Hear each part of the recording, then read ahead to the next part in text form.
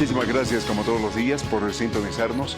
Hoy vamos a vincularnos a un tema que es interesante. A ver, el tema del narcoavión, que ha sido un elemento que en el curso de los últimos días, diría semanas incluso, ha cobrado vigencia en términos de la opinión pública. Y muchas veces hemos comentado sobre este tema, sobre al menos tres elementos importantes. Hablar sobre lo que regularmente vemos nosotros los periodistas, que es una verdad política, y en la verdad política la oposición de uno es una cosa, el oficialismo otra cosa, y todos los diferentes actores políticos construyen un tipo de verdad. Un segundo elemento es la verdad histórica, que le damos en llamar lo que habría sucedido en los hechos. Eso probablemente nunca conozcamos a cabalidad. Y el tercer aspecto es la verdad jurídica. Y la verdad jurídica regularmente es la que define, sanciona, etcétera, genera elementos de claridad.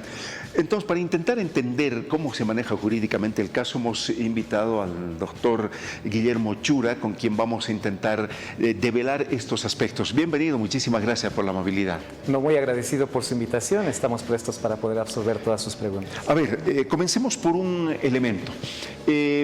¿Cómo se maneja jurídicamente lo que ha sucedido? Entendiendo ya los pormenores, porque todos los días vienen arrojando mayores datos, los datos, información y una serie de elementos. Pero ¿cómo se debería manejar el caso jurídicamente? ¿A partir de qué momento, de qué instancia? Porque no debemos olvidar que el asunto o la situación ha pasado, el hecho ha pasado en febrero, y recién en este momento estamos encarando la tarea de llevar adelante el proceso jurídico, etcétera, etcétera. Así es, como usted decía, hay una verdad jurídica que debe ser develada a partir de la investigación realizada por el Ministerio Público, ¿no? Esta verdad jurídica representa una reconstrucción histórica de lo sucedido en el mes de febrero. Cuando pasa el tiempo, pasan 3 meses, generalmente en materia penal van diluyéndose las pruebas, la información que se puede obtener de ellas va diluyéndose, y eso genera una dificultad en la investigación. Pero cuando se trata de organizaciones criminales o se trata de delitos como es el tráfico de sustancias controladas, estamos hablando casi más de 400 kilos de cocaína que fueron enviados por un aeropuerto internacional hacia España, hablamos de que se trata de una red, hablamos de un orden sistemático que cuenta con la participación de infinidad o de un gran número de funcionarios tanto del aeropuerto y otras instancias de control, que exigen del Ministerio Público primero una sistematización del proceso de investigación.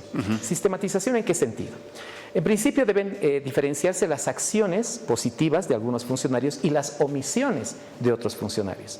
Eso es estratégico. Para hacer una correcta teoría del caso y encontrar una investigación prolija y una sanción a los responsables, primero hay que diferenciar estos aspectos: acciones positivas y omisiones de algunos funcionarios. Las acciones positivas, por ejemplo, es el traslado de la cocaína al interior del aeropuerto, el ingreso de la cocaína en uno de estos contenedores, y las omisiones están en aquellos mecanismos o filtros de control en los cuales se ha flexibilizado este control de manera dolosa. No, quien debería controlar no lo hizo. La persona que no lo hace en realidad no marca un acto positivo, sino marca una omisión a sus facultades, a sus obligaciones administrativas de ejercer el control aeroportuario, ¿no? Entonces, marcando esta diferencia entre acciones y omisiones, ya podemos tener una perspectiva un poco general de cómo debe enfrentarse la investigación. Ahora, ¿por qué regularmente? Porque resulta ser que comienzan a entrar serios cuestionamientos, particularmente y regularmente en nuestro medio, los niveles culposos siempre se hallan no en los niveles superiores, sino más bien en los niveles operativos.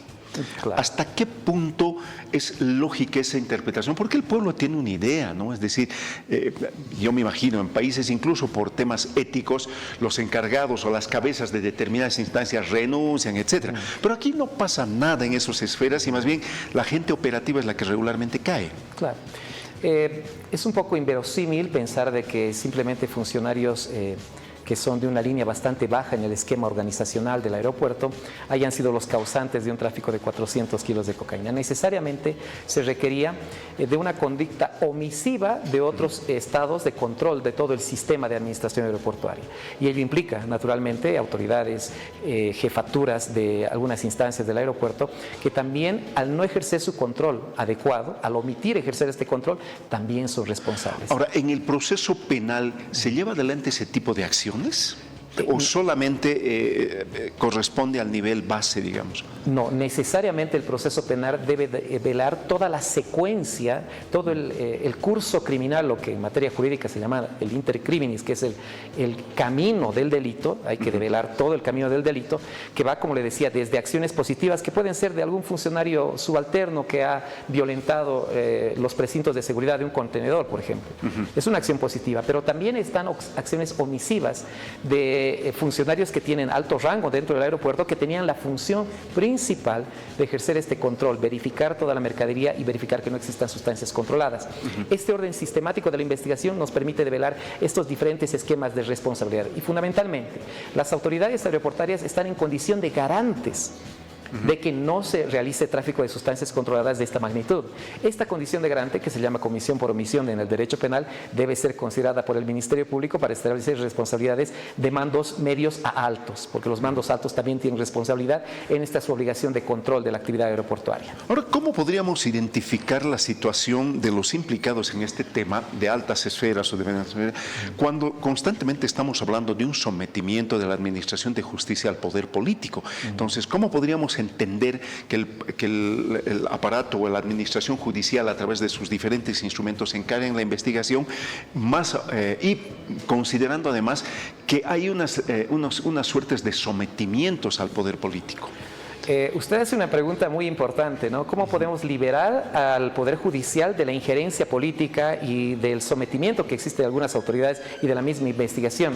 Yo creo que esto es un comportamiento ético de sentido moral de las autoridades que van a llevar a cabo la investigación. Lo primero, creo que para poder develar un comportamiento de las esferas políticas que traten de direccionar la investigación, la actividad jurisdiccional, es hacer público el resultado de las investigaciones.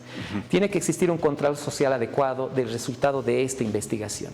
Y en el caso de mandos medios a altos, es importante analizar el protocolo de actuaciones administrativas que tiene cada funcionario. ¿Cómo develamos que una autoridad de rango medio a superior tiene intervención en todo este curso criminal?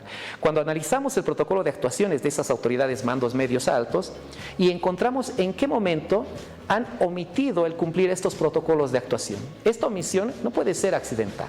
Esta omisión necesariamente es dolosa porque el protocolo les exige, es como la actividad médica, por ejemplo. Cuando un profesional médico ingresa a hacer una cirugía, está sometido a un protocolo de actuación. Si omite este protocolo de actuación, es responsable del resultado dañoso. Lo propio en la administración pública, el protocolo de actuación administrativa, el manual de organización de funciones de los mandos medios a altos y la potencialidad de generar un riesgo alto en que se produzca este tráfico de sustancias controladas es lo que permite establecer la responsabilidad de estos mandos altos. Ahora, un segundo aspecto es cómo podemos aquí hablar del tema de del narcotráfico y la institucionalidad en el país, porque en debates o en criterios que hemos tenido la posibilidad de recoger de alguna gente que analiza el tema, aparentemente ya ha permeabilizado diferentes ámbitos de la institucionalidad jurídica, política, etcétera, de organismos de control, el narcotráfico. Entonces, si el narcotráfico tiene esta capacidad, ¿no podríamos esperar que haya un ejercicio de justicia óptimo? Sí, necesario. La Administración de Justicia tiene una cardinal importancia en la necesidad de poder recuperar la institucionalidad de algunos sectores de nuestro país. ¿Cómo se pierde la institucionalidad? Esto se estudia en ciencia política y también en derecho lo vemos. Cuando las instituciones dejan de ejercer las actividades cuya naturaleza es la que les permite develar lo positivo de sus actividades. En este caso, la Administración Aeroportuaria tiene principal función de ejercer un servicio de transporte para los ciudadanos, pero en ningún momento de la naturaleza institucional está en el tráfico de sustancias controladas. Cuando se rompe la naturaleza de las actividades propias institucionales, ahí se pierde, ahí existe un resquebrajamiento a la institucionalidad. Entonces, la manera de recuperar es que la Administración de Justicia dé señales positivas de que la investigación se va a desarrollar de manera transparente y efectiva, lo principal, efectividad. Pero no solamente desarrollar una investigación, el hacer un resguardo de los actos investigativos no ayuda mucho. Podemos hacerlo por 10 días, establece la norma, pero sí debe ser pública la investigación. El control social es necesario para recuperar la confianza de la ciudadanía en sus instituciones. Ahora, ¿qué debemos esperar procedimentalmente ya a partir del momento en el que estamos? Una breve descripción y más o menos qué tiempos eventualmente. Claro, la investigación preliminar está reatada a unos 80 días de plazo, ¿no? Pero cuando se trata de organizaciones criminales es posible solicitar una ampliación no solamente de la etapa preliminar, sino de la etapa preparatoria, ¿no? Al parecer, este hecho de tráfico de sustancias controladas tiene una gran envergadura que podría implicar a varias instancias y no solamente a varias instituciones, sino a muchos funcionarios públicos, ¿no? De diferente rango de jerarquía en la administración del control aeroportuario.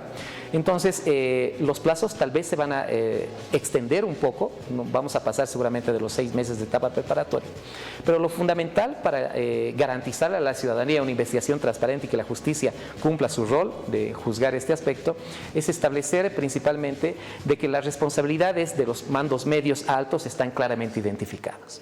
Y a partir de ello debe hacerse un análisis del manual de organización de funciones, de los protocolos de seguridad que tiene el aeropuerto y establecer dónde se ha omitido el control específico de estos protocolos, lo que aumenta el riesgo permitido, y es la teoría del riesgo que maneja el derecho penal, para que se dé el resultado dañoso que es el tráfico de sustancias controladas, más de 400 kilos de cocaína, ¿no? Entonces yo estimo que los plazos se van a extender un poco, pero la seguridad de la ciudadanía está en demostrar que la investigación está dando resultados de conocer cuál es la responsabilidad de mandos medios a altos. Eso es lo importante. ¿En qué tiempo optimistamente podríamos esperar una sentencia y pesimistamente en qué tiempo podríamos esperar? Mire, es una pregunta muy difícil. Lamentablemente la Administración de Justicia de nuestro país, pese a las diferentes reformas, la Ley 1173 y otros mecanismos que han intentado acelerar los procesos penales, no han generado que se acorten estos plazos procesales de manera muy notable, ¿no? Tenemos casos que han durado 5 años, hasta 10 años y no logran sentencia. Entonces, mucho depende de la prolongidad de la investigación del Ministerio Público y saber sistematizar la responsabilidad de cada uno de los funcionarios a través de una adecuada teoría del caso. Entonces, siendo optimistas, lo que usted me dice, yo estimo de que podríamos llegar a una sentencia condenatoria ejecutoriada tal vez entre unos 4 años a 5 años. Siendo pesimista, dado que se trata de organizaciones criminales o asociaciones delictuosas muy bien conformadas, tal vez podríamos superar los 7 años. Complicado. Le agradezco infinitamente la amabilidad. No, le agradezco mucho por su invitación y siempre estamos prestos a cualquier llamada. El doctor Guillermo Chura, ubicándonos en los temas jurídicos, en este tan bullado caso que se ventila, que está en la agenda pública en nuestro país. Tenemos mucho más por ustedes en Cartas sobre la Mesa aquí en Televisión Universitaria.